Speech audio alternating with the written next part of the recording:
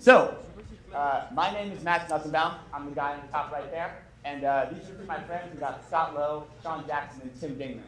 We're all Venture for America fellows living in Detroit. Looking at the crowd right now, I think I'm going to skip the part of the talk where I explain what Venture for America is. And last October, the four of us bought this beautiful but abandoned mansion in the Detroit tax auction for around $8,000. And we're working to restore this house into a home for future VFA fellows for generations to come.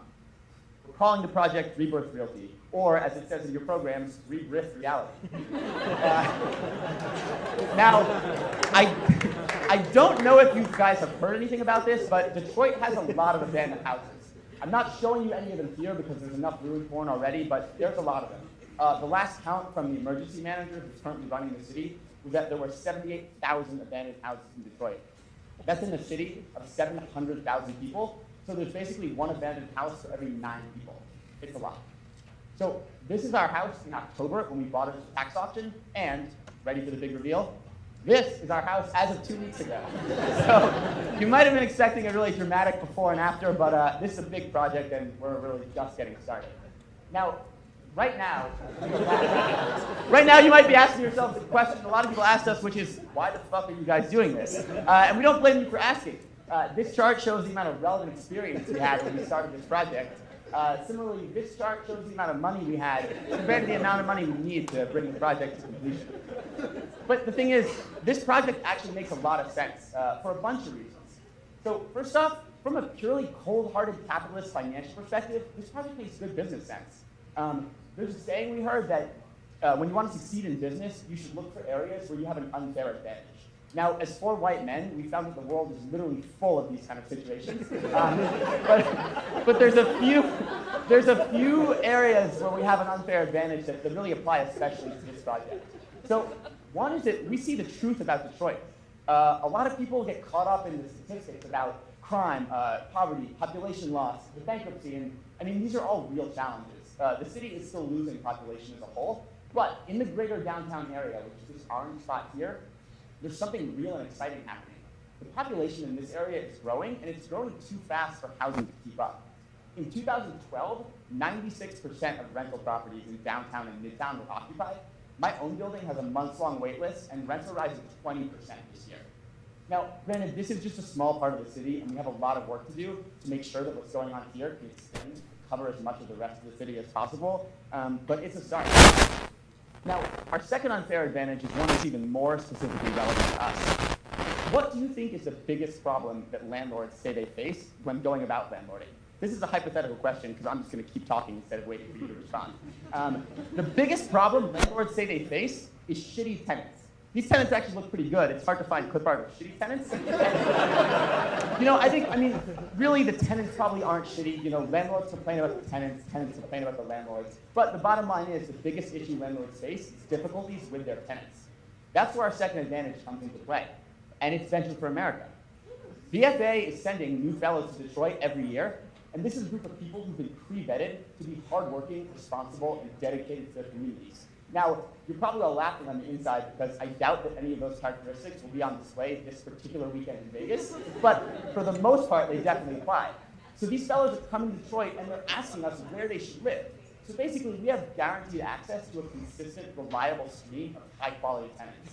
So you take a place that's popular with rents rising, you throw in some guaranteed tenants, and you've got business success. But this project is not purely financial for us. In fact, it's not even primarily financial. I did some back-of-the-envelope calculations right before doing this talk, and it looks like if you factor in our time and labor, it's going to take years, if not a decade, for us to have made anything more than minimum wage on this. No, the real reason we started working on this project is because it helps our communities.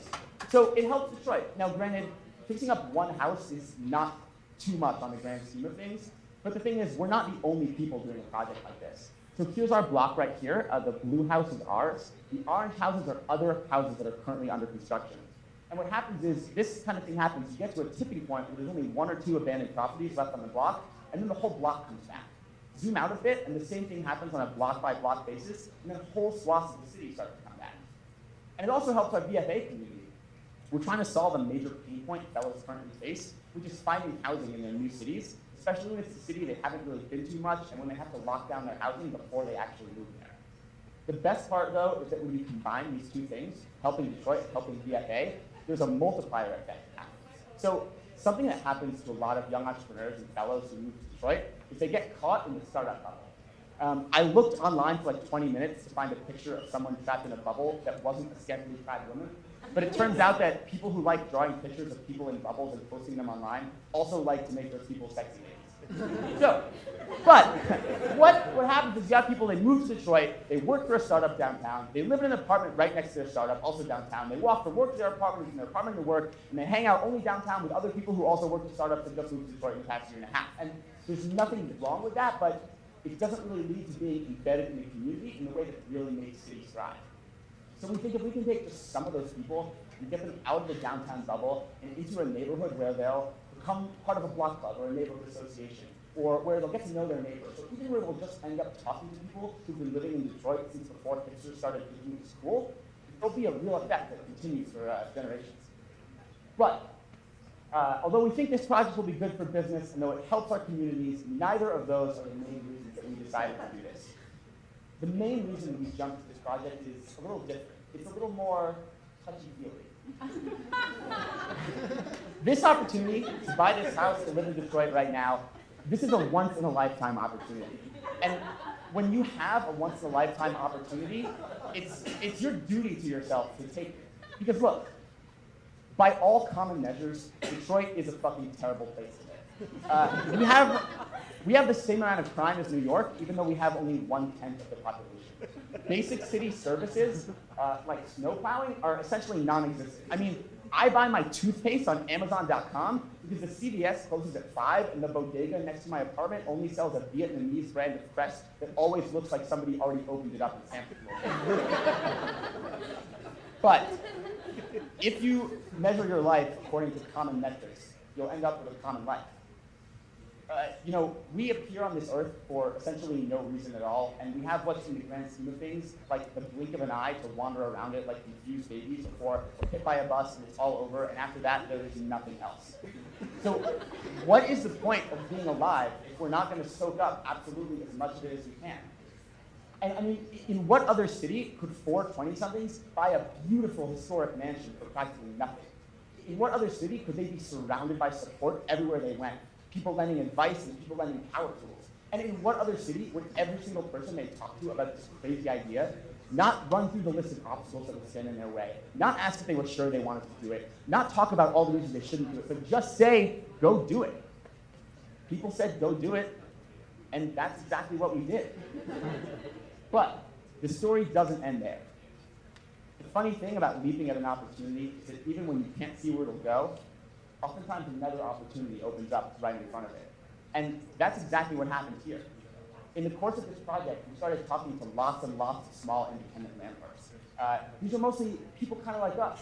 They fell into it by mistake, or they went into landlording kind of sideways. They bought one house on a whim, and suddenly they had 2 or 3 properties, and suddenly landlording was their job. And what we found out is that these guys face a lot of the same problems that the big guys face. Keeping track of things, communicating with tenants, dealing with repairs, collecting rent. Now, for the big guys, there's these multi-$1,000 complex software packages they can use to help manage this stuff. These software packages with names like Property Manager Pro, and the best one, I swear this is real, Facilities Dude. But for the little guys, there's not that much out there. So we're starting a software company to help small independent landlords, and that's a group that's going to include us in a few months. We're calling it Castle.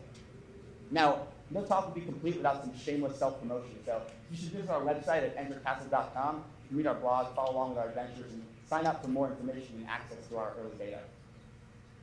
Me and Scott will be here at City as a Startup all weekend. We'd love to talk to you guys more about Rebirth, Castle, or living in Detroit in general. So thanks.